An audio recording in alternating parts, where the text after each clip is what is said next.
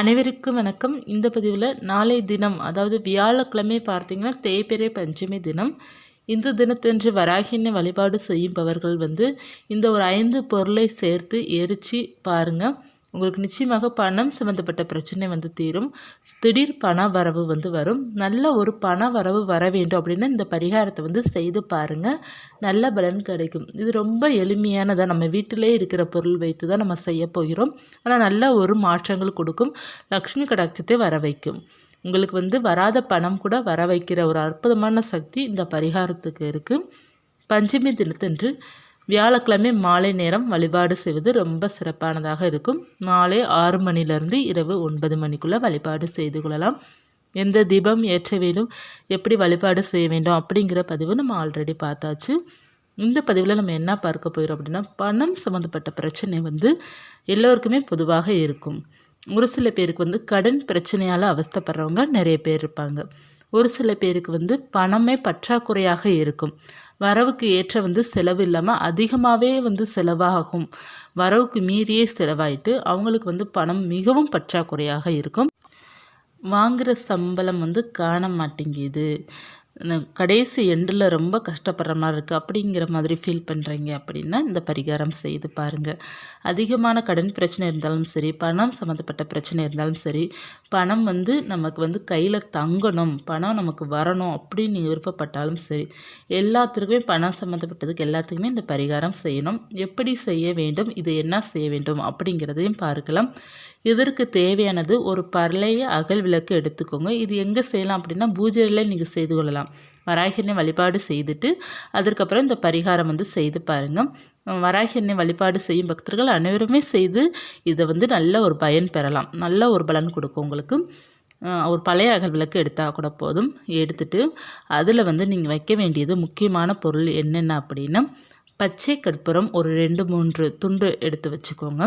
எடுத்துட்டு ஒரே ஒரு ஏலக்காய், ஒரு கிராம்பு, பட்டை அப்படிங்கிறது நம்ம வீட்டில் இருக்கும் பார்த்தீங்களா, அந்த பட்டை எடுத்து வச்சுக்கோங்க. அப்புறம் பிரியாணி இலைன்னு இலை மாதிரி பெருசாக இருக்கும் பார்த்தீங்களா, அந்த இலையும் எடுத்து சின்ன சின்னதாக ஒடிச்சு வச்சுக்கோங்க.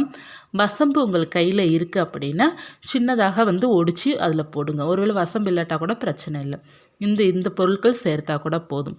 வசம்பு இருந்துச்சு அப்படின்னா கட்டாயமாக சேருங்க. வசம்பு நமக்கு நல்ல ஒரு பண வளர்ச்சியை நமக்கு கொடுக்கக்கூடியது. சேர்த்து கற்பூரம் 2 கற்பூரம் சேர்த்து நல்லா அதை கொளுத்திடுங்க. நல்லா எரியட்டும். எரியிற அளவுக்கு கற்பூரம் போட்டு நீங்கள் எரிச்சுக்கோங்க. பச்சை கற்பூரம் துண்டு கட்டாயமாக சேருங்க. பச்சை கற்பூரம் நமக்கு ரொம்ப முக்கியமானது. நமக்கு கடைகளில் சின்ன டப்பாலாம் கிடைக்கும். ஒரு 5-6 துண்டு கூட போட்டு நீங்கள் எரிச்சுக்கிடலாம். எரிச்சிட்டு நீங்கள் அது நல்லா எரிஞ்ச பிறகு அதில் கருப்பு கலராக நமக்கு கிடைக்கும் பார்த்தீங்களா, சாம்பல் கிடைக்கும் பார்த்தீங்களா, அதை தனியாக ஒரு சின்ன டப்பாவில் போட்டு வச்சுக்கோங்க.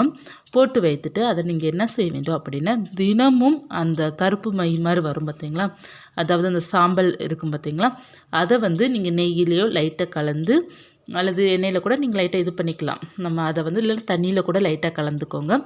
கலந்து தினமும் உங்களுடைய நெற்றியில் வச்சுட்டு வாங்க. அந்த சாம்பலை நமக்கு பணத்தை ஈர்க்கும் தன்மை அந்த பொருளுக்கு இருக்கின்றது. லக்ஷ்மி கடாட்சத்தை கொடுக்கும். கிடுகிடுன்னு நமக்கு பணம் வரவு வரும். இதை நீங்கள் தினமும் இதை வச்சுட்டு வாங்க. ரொம்ப சிறப்பான மாற்றத்தை கொடுக்கும். எல்லோருமே வைக்கலாம். இது 100% உங்களுக்கு நல்ல ஒரு மாற்றத்தை கொடுக்கும். பணத்தை ஈர்க்கும் தன்மை கொண்டது, பணம் வரவே கொடுக்கக்கூடியது, பணம் பற்றாக்குறையை தீர்க்கும் தன்மை கொண்டது. இதற்கு லக்ஷ்மி கடாட்சத்தை நமக்கு கட்டாயமாக கொடுக்கும். நம்மளுடைய இல்லம் லக்ஷ்மி கடாட்சமாக இருக்கும். நம்ம லக்ஷ்மி கடாட்சமாக நம்ம இல்லம் இருந்தாலே செல்வத்துக்கு நமக்கு எந்தவித குறைய வராது. செல்வ செழிப்பு நம்ம வீட்டில் வந்துடும். நம்ம ஒரே நேரம் போதுங்க, ஒரு நிமிடம் போதும் நமக்கு வசதியான வாழ்க்கை வாழ்வதற்கு. அதனால் நமக்கு பணம் நமக்கு வருமா வராதா அப்படிங்கிறத நீங்கள் நினச்சி ஃபீல் பண்ணணும் அப்படிங்கிறது அவசியமே இல்லை. கடவுள் நினைத்தால் அப்படின்னா நம்மளுடைய வாழ்க்கை தலைகீழாக மாறும். வசதியாக இருக்கிறவர்கள் கீழே போனவர்களும் இருக்கிறாங்க. கீழே குடிசையில் இருந்தவங்க கோடீஸ்வரனாகி குபேரன் மாதிரி வாழ்ந்தவங்களும் இருக்கிறாங்க. வசதியான வாழ்க்கை மாடி கட்டி வாழ்ந்தவங்களும் இருக்கிறாங்க. அதனால் வாழ்க்கை எந்த நேரத்தில் எப்படி மாறும் அப்படிங்கிறது நம்ம கையில் இல்லை. நமக்கு அதிர்ஷ்டம் ஒன்று இருந்தால் நல்ல வசதியான வாழ்க்கை வாழ்வாங்க. நல்ல ஒரு வாழ்க்கையில் அவங்களுக்கு பண வளர்ச்சி கிடுகிடுன்னு வரும்.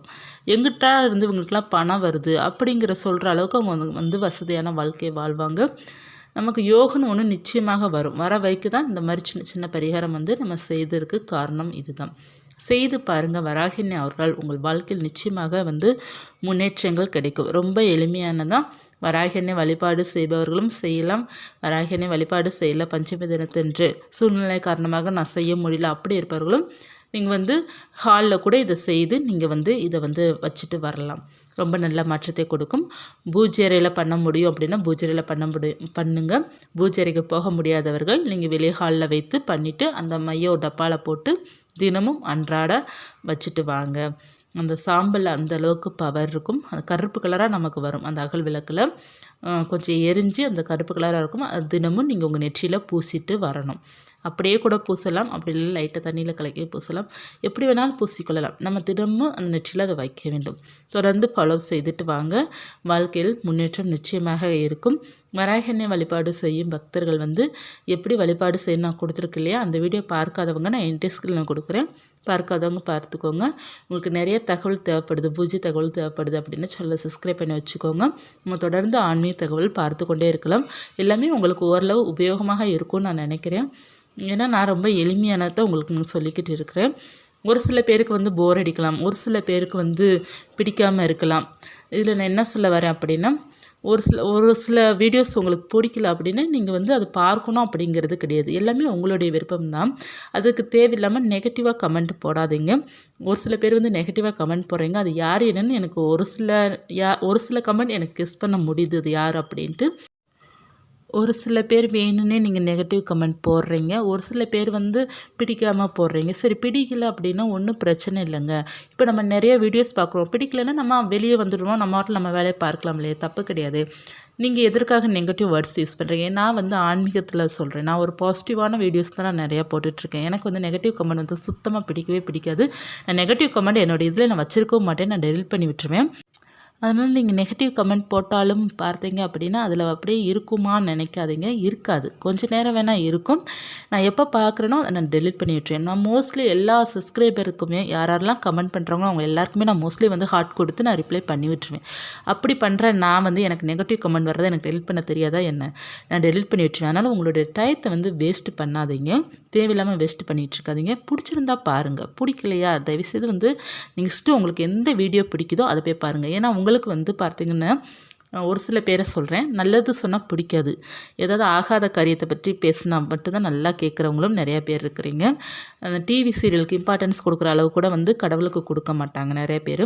அது வந்து உங்களுடைய விருப்பம்தான். நான் வந்து எதையுமே சொல்ல முடியாது. இப்போ எனக்கு வந்து 35K கிட்ட சம்திங் வந்து சப்ஸ்கிரைபர் இருக்கிறாங்க அப்படின்னா நான் எல்லோரையும் நீங்கள் பாருங்கன்னு நான் யாரையும் கட்டாயப்படுத்தலை. உங்களுக்கு வந்து எந்தெந்த வீடியோ பிடிச்சிருக்கோ அதை தான் நீங்கள் பார்ப்பீங்க.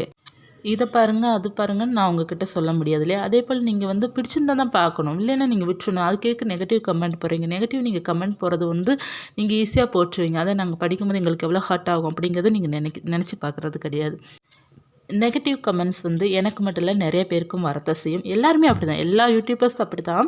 என்ன பண்ணிடுவாங்கன்னா அவங்க டெலிட் பண்ணிடுவாங்க. ஏன்னா டெலிட் பண்ணுற ஆப்ஷன் வந்து எங்களுக்கு இருக்கிறதுனால நாங்கள் டெலிட் பண்ணி விட்டுருவோம். எங்களுக்கு வந்து அந்த யூடியூப்பில் வீடியோஸ் எந்த இடத்துல நாங்கள் அப்லோட் பண்ணி எங்கே பப்ளிக் பண்ணுறோமோ அந்த இடத்துல எங்களுக்கு அதே மாதிரி கமெண்ட் வர்றதுக்கும் பார்த்திங்க அப்படின்னா பின் பண்ணுறதும் இருக்கும், ரிமூவ் பண்ணுறது இருக்கும், எல்லாமே இருக்கும். எல்லா ஆப்ஷனும் கொடுத்துருப்பாங்க யூடியூப்காரங்க.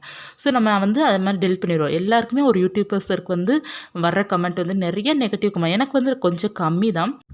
அதையும் பார்த்திங்கன்னா என்னால் தாங்க முடியல. எதுக்குடா நமக்கு இப்படி அனுப்புகிறாங்க அப்படின்ட்டு. நெகட்டிவ் கமெண்ட் பண்ணுற உங்களுக்கு பண்ணணும்னு தோணுன்னா நான் ஒன்று மட்டும் சொல்கிறேன். நீங்களும் அதே மாதிரி ஒரு யூடியூப் ஆரம்பித்து நீங்களும் ஒரு வீடியோ உருவாக்கி போட்டு பாருங்கள். அப்போ உங்களுக்கு தெரியும் நெகட்டிவ் நம்ம பண்ணலாமா வேண்டாமான்னு. அப்போ உங்களுக்கு வந்து அது புரியும். ஏன்னா அது எவ்வளோ பெரிய கஷ்டங்கிறது ஒவ்வொரு யூடியூபர்ஸ்க்கும் தெரியும். ஒரு 5 நிமிடம் நாங்கள் வீடியோ போடணும் அப்படின்னா கூட அந்த வீடியோவுக்கு நாங்கள் எவ்வளோ மெனக்கட வேண்டி இருக்கும், எவ்வளோ நாங்கள் வந்து அதில் எங்களுக்கு வேலை இருக்குது, எவ்வளோ கஷ்டப்பட்டு எல்லாருமே ஒவ்வொரு வீடியோ போடுறதுக்கு எவ்வளோ கஷ்டப்பட்டுட்ருக்காங்க. நெகட்டிவ் கமெண்ட் நீங்கள் ஈஸியாக பண்ணிட்டு போகிறீங்க. இல்லை இந்த வீடியோ பிடிக்கல, இந்த கண்டென்ட்டு பிடிக்கல அப்படி சொன்னால் எந்த பிரச்சனையும் கிடையாது. ஏன்னா உங்களுடைய ஒப்பீனியன் சொல்கிறது தப்பு கிடையாது. இந்த இடத்துல இந்த இது பிடிக்கல அப்படின்னு சொன்னால் வேறு மாதிரி நீங்கள் பேசுகிறது வந்து சுத்தமாக பிடிக்கல. வேர்ட்ஸ் வந்து ரொம்ப முக்கியம். நம்ம வந்து ஒவ்வொரு வார்த்தையும் வந்து நம்ம வந்து ரொம்ப சூதானமாக பேசுறது நம்ம கையில் இருக்கின்றது. நீங்கள் வந்து மற்றவங்கள வந்து கஷ்டப்படுத்த நினச்சிங்கன்னா அந்த கஷ்டம் உங்களை தான் வந்து சேரும். எப்போதுமே அடுத்தவங்கள சொல்லால் கஷ்டப்படுத்தக்கூடாது. நீங்கள் வந்து ஈஸியாக வந்து நெகட்டிவ் கமெண்ட் டக்குன்னு டைப் பண்ணிவிட்டு நீங்கள் நெக்ஸ்ட்டு ஒர்க்கு போயிடுவீங்க. பார்க்குற வந்து எங்களுக்கு தான் பார்த்தீங்கன்னா ரொம்ப வேதனையாக இருக்கும். நான் நிறைய வேதனை நான் கடந்துட்டேன். இருந்தாலும் பார்த்தீங்கன்னா இப்போ ரீசெண்டாக கொஞ்சம் கமெண்ட் வந்து டிஃப்ரெண்ட்டாக வருது. ஏதோ வேணும்னே யாரோ பண்ணுற மாதிரி எனக்கு ஃபீல் ஆகுது. நீங்கள் வந்து நெகட்டிவ் கமெண்ட் கொடுக்குறீங்கன்னா அதுக்கு பதிலுக்கு வந்து எனக்கு கொடுக்க முடியாது அப்படிங்கிறது கிடையாது. உங்களை விட பல மடங்கு எனக்கு பேசுகிற திறமை இருக்குது. எதற்காக உங்களுக்கு நான் பதிலுக்கு வந்து தேவையில்லாமல் வார்த்தை யூஸ் பண்ணக்கூடாது அப்படிங்கிறத நான் நினைக்கிறேன் அப்படின்னா, என்னோடய சேனல் வந்து ஆன்மீக சேனல். நான் தெய்வத்தை பற்றி மட்டும் தான் பேசுகிறேன். புனிதமான செயல் நான் செய்யும்போது அசுத்தமான வார்த்தைகள் நான் யூஸ் பண்ணக்கூடாது அப்படிங்கிறதுக்காக தான் நான் வந்து இந்த கோபத்தை வந்து நான் கண்ட்ரோல் பண்ணிக்கிட்டு இருக்கிறேன். அது கடவுள் பார்த்துப்பாங்க. நீங்கள் வந்து ஒரு சில வார்த்தை எனக்கு ரொம்ப டென்ஷன் ஆகுற மாதிரி நீங்கள் பேசிகிட்ருக்கிறீங்க.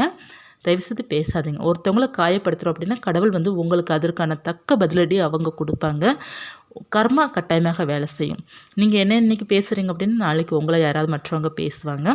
அதனால் பார்த்தீங்க அப்படின்னா ஈஸியாக வந்து வார்த்தைகளை விடாதீங்க. சும்மா உங்களுக்கு பிடிக்கலன்னா எனக்கு இந்த வீடியோ பிடிக்கல, நீங்கள் பேசுனது சரியில்லை, கண்டென்ட் சரியில்லை, நாங்கள் நினைக்கிற மாதிரி நீங்கள் சொல்ல மாட்டேங்கிறீங்க, போர் அடிக்குது, டாபிக் சரியில்லை, இன்ட்ரெஸ்ட்டாக இல்லை, உங்களுக்கு என்ன வீடியோ எதிர்பார்க்குறீங்களோ அந்த இது எனக்கு கிடைக்கல அப்படிங்கிற மாதிரி சொல்லுங்கள். நான் வந்து ட்ரை பண்ணுவேன். நீங்கள் என்ன டாபிக் எதிர்பார்க்குறீங்களோ அந்த டாபிக் நான் ஏற்ற மாதிரி நான் பேசுறதுக்கு ட்ரை பண்ணுவேன். எப்போதுமே நம்ம வந்து ஒரு நெகட்டிவ் கமெண்ட் கொடுக்குறோம் அப்படின்னா அவங்க அதிலேருந்து கற்றுக்கிற மாதிரி நம்ம கொடுக்கணும். இப்போ இது சரியில்லை அப்படின்னா அதை வந்து நீங்கள் மென்ஷன் பண்ணி சொல்லும்போது அதை நாங்கள் எப்படி சரி பண்ணுறது நம்ம கற்றுப்போமே தவிர நீங்கள் வந்து கோபப்படுற மாதிரி எந்த வேர்ட்ஸ் வந்து யூஸ் பண்ணக்கூடாது. நம்ம தேவையில்லாமல் பேசுகிறதுக்கு வந்து நம்ம என்ன இதுன்னு சினிமா பற்றி நான் பேசிகிட்ருக்கேன்னா நீங்கள் தேவையில்லாமல் வார்த்தைகள் பேசுகிறதுக்கு நான் ஒரு ஆன்மீகம் ஒரு தெய்வத்தை பற்றி பேசிகிட்ருக்கேன். அப்படி பேசும்போது நீங்கள் வார்த்தைகள் நீங்கள் விடுறீங்க அப்படின்னா கடவுள் அதை நிச்சயமாக அதை பார்த்துட்டு தான் இருப்பாங்க. அதற்கான தண்டனை உங்களுக்கு நிச்சயமாக கிடைக்கத்தான் செய்யும். ஏன்னா நான் பதிலுக்கு உங்களுக்கு நான் ரிப்ளை பண்ணலை. ரிப்ளை பண்ணி நானும் தகாத வார்த்தைகள் பேசினா மட்டும்தான் அது எனக்கு பாதிக்கும். நான் வந்து உங்கள்கிட்ட வந்து திருப்பி ரிப்ளை பண்ணுறது கிடையாது. அதனால் நீங்கள் பேசுகிறதுக்கு அது உங்களுக்கே தான் வந்து நிச்சயமாக நீங்கள் அனுபவிக்க போகிறீங்க. அது தப்பு அப்படிங்கிறது சீக்கிரமாக நீங்களும் உணர்வீங்க. கடவுள் வந்து அதை உணர்த்த வைப்பாங்க. ஏன்னா எனக்கு வந்து முழு நம்பிக்கை இருக்குது கடவுள் மேலே. எனக்கு நெகட்டிவாக பேசுகிறவங்க எல்லாருமே பார்த்திங்கன்னா நான் கடவுள்கிட்டே நான் விட்டேன், வராகனே பார்த்துக்கிடட்டும். அதே போல் முருகன் வீடியோ பேசும்போதும் எனக்கு வந்துச்சு கமெண்ட், முருகன் வீடியோக்கும் வந்துச்சு, அந்த முருகன் பார்த்துக்கிடட்டும். இந்த கவலையை நான் வந்து கடவுள்கிட்டே நான் விட்டுறேன். உங்கள்கிட்ட வந்து நான் சொல்ல வர்றது என்ன அப்படின்னா, யாருக்கும் வந்து நெகட்டிவாக கமெண்ட் போடாதீங்க. ஒரு வீடியோ உங்களுக்கு பிடிக்கல அப்படின்னா அதிலிருந்து அந்த வீடியோவில் என்ன பிடிக்கலோ அதை நீங்கள் சொல்லலாம். அது உங்களுடைய உரிமை இருக்குது.